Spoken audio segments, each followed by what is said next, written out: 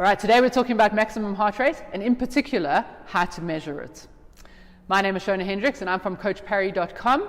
And before we get stuck into the nitty gritty, I'm going to hand you over to Lindsay to dive into what exactly is maximum heart rate. Before Shona takes us through how to measure maximum heart rate, let's talk a little bit about what it is and why do we need to know it. So maximum heart rate is the maximum number of beats per minute that your heart can functionally make to pump blood around the body faster. So we can get numbers that are potentially higher than that, but that only happens when the heart is under extreme duress, and when that happens it stops pumping the blood efficiently around the body.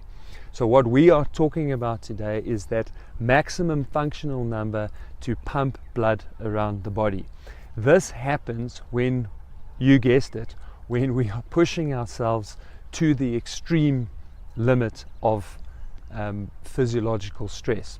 Why is this number important?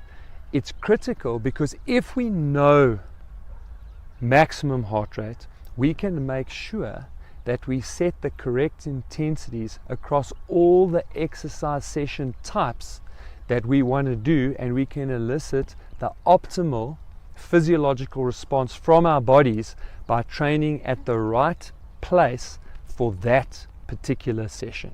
Cool, now that we know what maximum heart rate is, let's talk about how we measure it. There's a couple of different ways that we can do this.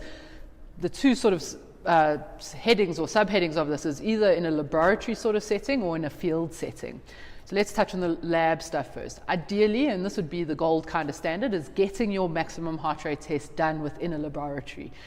The way we do that test is on a treadmill, and you essentially start running at a very easy pace, and we build you up slowly until you get to your maximum. That essentially looks something like this. When we land up finishing the test, we have a measure of time and speed over here and a measure of heart rate on the side. So heart rates, and then time and speed, or time and pace, however you sort of want to get that, and we essentially build yourself up until we get you to your maximum. So we either do a ramp test where we are building you up nice and slowly, where that tends to happen. Alternatively, they can also do something what we call as a step test, where you're starting up and then it levels off for a little bit. You get to steady state, so you're working in about for 3 minutes and you get to a steady state, and then they ramp up that speed again, and so that test goes as well. The issue with the step test is that test takes a lot longer than the ramp test does. And we don't want this test to take too long, because very often what goes on then is there's peripheral fatigue that happens, and it never really gives you a true reflection of your maximum heart rate. So that's in the lab. That is the best way to measure it when we're looking at maximum heart rate. Very often those laboratory tests are done with oxygen or gaseous exchange and gas analysis or blood analysis, and that can give you a lot of other information around VO2, gaseous exchange, lactate thresholds, and so on. And very often your maximum heart rate test is done in conjunction with those. The field test can be done, and a lot of people get this wrong when they're just looking at their maximum heart rates in a long run or in a sort of hill session or something like that.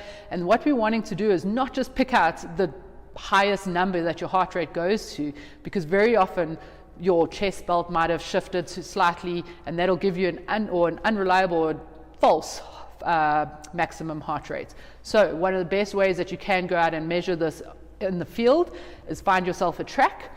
Obviously do a really, really good warm-up, and then from there you're going to do 3 sets of 400 meters. So you're going to run a 400 meter as fast as you can.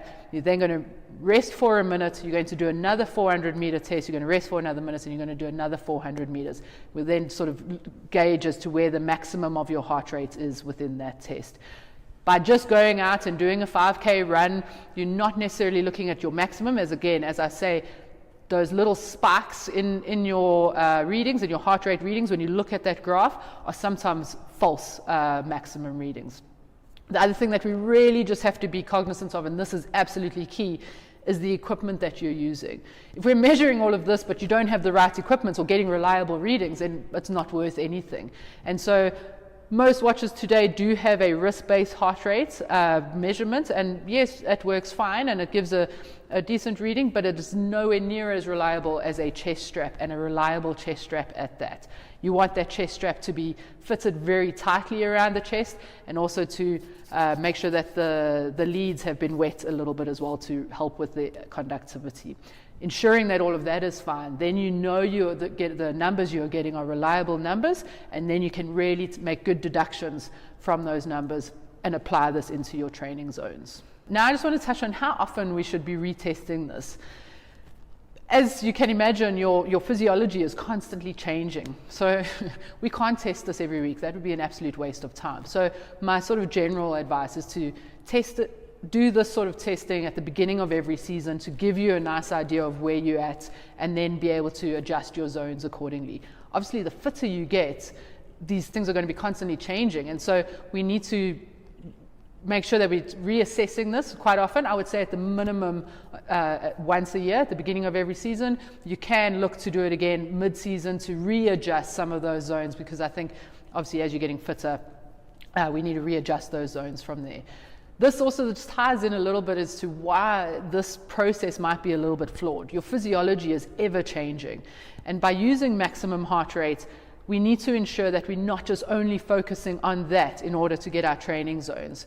Very often maximum heart rates can be a little bit flawed in its methodology as well, because as you're getting older, perhaps maximum heart rate doesn't always get to the right sort of reading, and some of the testing can be very flawed. And so if you are absolutely using these zones by the book in your training, you just need to make sure that your testing has been done correctly, and that you're not using those age-related maximum heart rate formulas, because there's a lot of variance in there.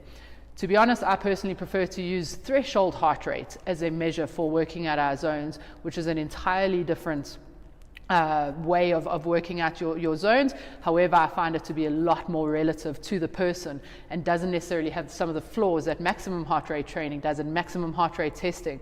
I mentioned how there's peripheral fatigue that happens, and so you don't always get an exact measure of your maximum heart rate. So the threshold heart rate can very often be a more direct sort of measure, and it's something you can repeat a lot more often, and so it's a lot easier to test as well. If you'd like us to do a video on that, what I'm saying around threshold heart rates and how to test it and how to use it in your training, let us know in the comments below, and we'll be sure to look into that. And if you enjoyed this video and got a lot of value out of it, hit the like button below, and look out for some of our other videos.